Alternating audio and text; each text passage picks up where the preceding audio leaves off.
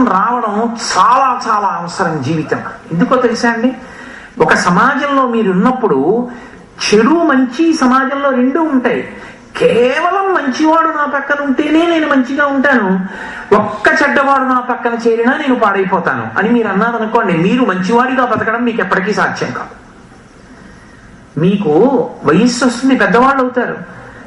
ఇవాళ పిల్లవాడు, రేపు పెద్దవాడు. ఎంతకాలం వాడి పక్కన మంచి వాళ్ళని మీరు ఉంచగలరు? మీరు మంచివాడనుకుని ఉంచినవాడు చెడ్డవాడు కావచ్చు ఒకనాడు. అది కాదు, మంచి చెడు తెలుసుకుని చెడు ప్రభావం తన మీద పడకుండా తన మంచి ప్రభావాన్ని లోకానికి పంచిపెట్టగలిగిన వాడు కావాలి. అది యశస్సు అన్న మాటకు అర్థం, అది సువాసన అన్న మాటకు అర్థం. మల్లె పువ్వు ఎక్కడున్నా సువాసనే, చంద్రబింబం ఆకాశంలో ఎక్కడున్నా చల్లదనమే. మంచివాడు ఎక్కడున్నా మంచిని స్వీకరిస్తాడు. మంచిని స్వీకరించి చెడుని వదిలిపెట్టేయగలగడం, చెడ్డవాళ్లతో కలిసి ఉండి కూడా వీడు చెడ్డవాడు అని తిరస్కరించకుండా వీడు కూడా బాగుపడాలి అని ఔదార్యంతో నిలబడగలగడం, క్షమించగలిగినటువంటి విశాల బుద్ధి ఎవరికి ఉంటుందని చెప్పిందో తెలుసా శాస్త్రం? ఒక్క హనుమ ఉపాసకులకే ఉండాలి. హనుమ యొక్క అనుగ్రహం ఎవరికి ఉంటుందో వారేటువంటి మహాపురుషులు కాగలరు. రామాయణం చదవడం వేరు, రామాయణం జీర్ణం అవడం వేరు. అందుకే రామచంద్రమూర్తి దగ్గర ఎందరో వ్యక్తులు మాట్లాడతారు శ్రీరామాయణంలో. ఎంతమంది మాట్లాడనివ్వండి, చిట్ట చివర రామచంద్ర ప్రభు మీరు చెప్పారు చాలా బాగుంది, కానీ అందులో ఈ విషయంలో నేను అంగీకరించలేను, అందుకని దీన్ని ఇలా మార్చవలసి ఉంటుంది అంటారు. తనకి అంగీకారయోగ్యము కాని విషయాన్ని స్పష్టంగా ప్రతిపాదిస్తారు. అది అంగీకారయోగ్యమైన నాడు ఎంతో సంతోషంగా ప్రహృష్టంగా దానితో కలిసిపోతారు. ఏ ఒక్కడిని పనికి మాలిన వాడివి అని పక్కకి తోసేయరు. హనుమ మాట్లాడారనుకోండి శ్రీరామాయణంలో, రామచంద్రమూర్తి ఏమంటారో తెలుసా? అద్భుతం, ఎంత బాగా చెప్పాడో చూడండి అంటారు. తప్ప అలా అనకూడదు హనుమ అని రామచంద్రమూర్తి చేత ఒక్కసారి కూడా అనిపించుకోనటువంటి వ్యక్తి రామాయణం మొత్తం మీద హనుమ ఒక్కరే. అటువంటి బుద్ధిశాలి మహానుభావుడు. అందుకే మనోజవం మరుతతుల్య వేగం జితేంద్రియం బుద్ధిమతాం వరిష్టం వాతాత్మయం వనరయూధ ముఖ్యం శ్రీరామదూతం శిరసానమామి. ఎంత తేలికగా ఆయన అనుగ్రహిస్తారంటే, ఒక మూర్తి అక్కర్లేదు, మీకు ఎదురుగుండా ఒక ఫోటో కూడా అక్కర్లేదు. భయం వేస్తే చూపుడు వేలితో మీరు శౌచంతో ఉన్నారో లేరో కూడా అక్కర్లేదు.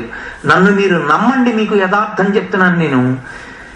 ఇలా మట్టిలో మీరు నిలబడినటువంటి దగ్గరే కిందకి వంగి చూపుడు వేలితో హనుమ అని రాసి, మీకు భయంతో స్తోత్రం గుర్తురాక మాట గుర్తురాకపోతే నమస్కారం చేస్తే చాలు. ఆదిత్య హృదయం కూడా పఠించాలి భయం వేస్తే.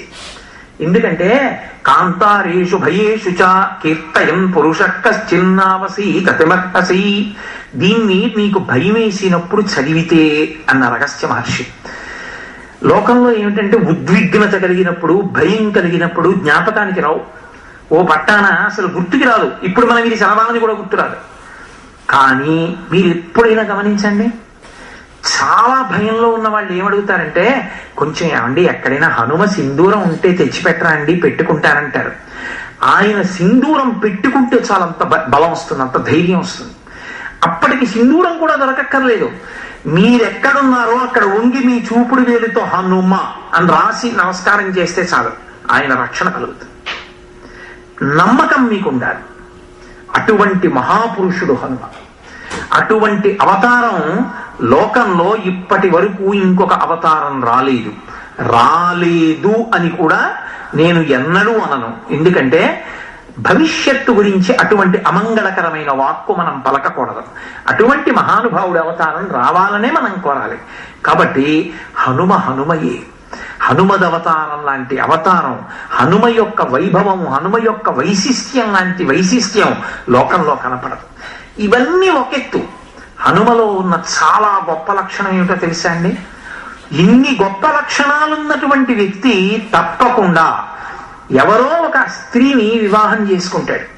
హనుమ తన జీవితంలో మహానుభావుడు అస్కలిత బ్రహ్మచారి. ఆయనకి కేవల బ్రహ్మచర్యం.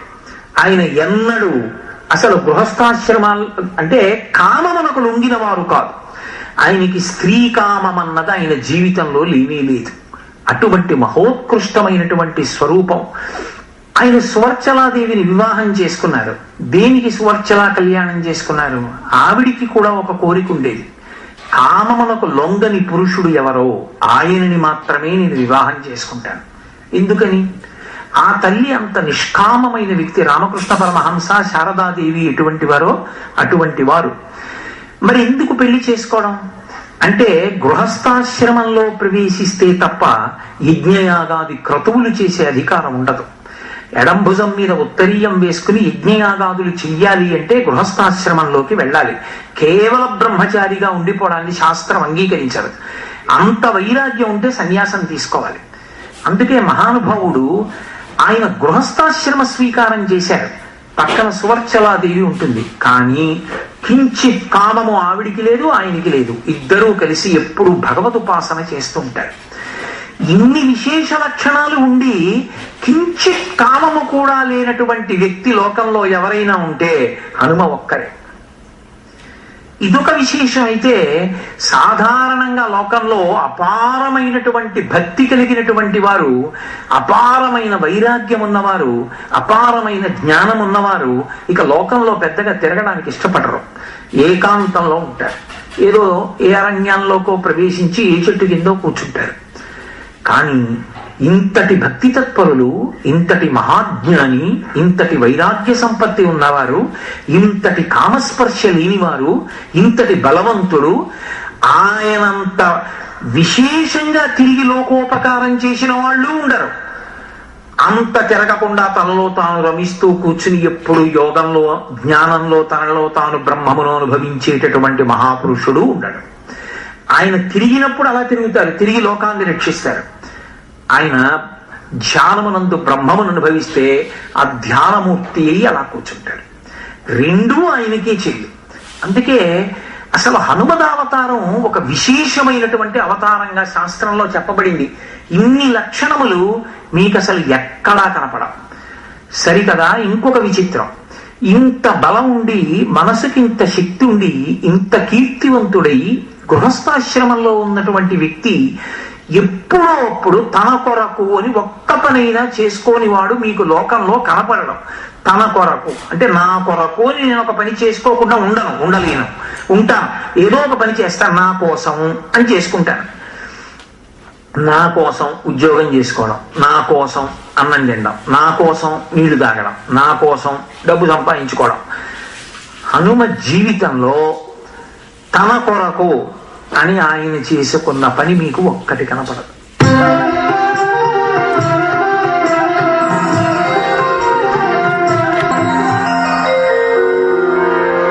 హనుమ జీవితంలో తన కొరకు అని ఆయన చేసుకున్న పని మీకు ఒక్కటి కనపడదు. ఆయన ఎప్పుడైనా ఏదైనా పని చేస్తే ఆయనని నమ్ముకున్న వాళ్ళ కోసం, రామచంద్రమూర్తిని నమ్ముకున్న వాళ్ళ కోసం, అంతే. అటువంటి నిస్వార్థమైన వ్యక్తి మీకు ఇక ఎక్కడా కనపడరు. అందుకే అన్ని అవతారములు ఒకెత్తైతే హనుమంతుని యొక్క అవతారము ఒక్కటి ఒకెత్తు. అటువంటి మహానుభావుడైనటువంటి స్వామి హనుమ ప్రాణములను పెడతారు. నేను మీతో మళ్ళీ మళ్ళీ చెప్తున్నాను, బాగా జ్ఞాపకం పెట్టుకోండి. నేను ఏదో ఉబుసుపోని మాటలు చెప్తున్నానని మీరు అనుకోవద్దు. దానికోసం నేను ఇంత కష్టపడి ఇక్కడికి వచ్చి మాట్లాడవలసిన అవసరం నాకేం లేదు. ఎప్పుడైనా చచ్చిపోయే వ్యక్తి కూడా బతకాలి అంటే హనుమ యొక్క అనుగ్రహమే కారణము. నేను నా జీవితంలో అటువంటి అనుభవాలు ఒకటి రెండు నేను చూసిన వాళ్ళను. సుందరకాండ యొక్క వైభవం ఏమిటో, హనుమ కటాక్షంతో బ్రతికినటువంటి వారు నాకు తెలుసు. కాకినాడ అయ్యప్ప స్వామి గుళ్ళో నేను సుందరకాండ ప్రవచనం చేసిన రోజుల్లో జాతకంలో మారకం వచ్చింది, నేను చచ్చిపోతానంటూ తిరుగుతుండేవాడు ఒక ఆయన సుందరకాండవి ఇంటికి వెడుతూ యమధర్మరాజు యొక్క 2 కోరలకి చిక్కి జారి కింద పడి మరునాడు నా ఇంటికి వచ్చి నమస్కారం చేసి, అయ్యా సుందరకాండ విన్నాను, బతికేశాను అన్నాడు. అంటే అది నా ఘనతని నేను చెప్పట్లేదు, సుందరకాండ అంత గొప్పది, హనుమ అంత గొప్పవారు. ఆయన వానరుడు కదా, సుందరుడు ఎలా అవుతాడంటారు. సుందర అంటే అందంగా ఉండేవాడు, ఆయన వానరుడు కదా, లోకంలో ఎవరైనా అందంగా లేకపోతే ఏమంటాం, కోతి ముఖం వాడంటాం. మరి కోతి ముఖంతో ఉండే హనుమ సుందరుడు ఎలా అయ్యారు? అది సుందరకాండ ఎలా అయింది అంటే, పైకి కనపడినది సౌందర్యం కాదు, పైకి కనపడిన దాన్ని సౌందర్యం అనరు. పాము పడగ చాలా అందంగా ఉంటుంది, పెద్ద పులి కూర చాలా అందంగా ఉంటుంది. చాలా అందంగా ఉంది నాగుపాము పడగని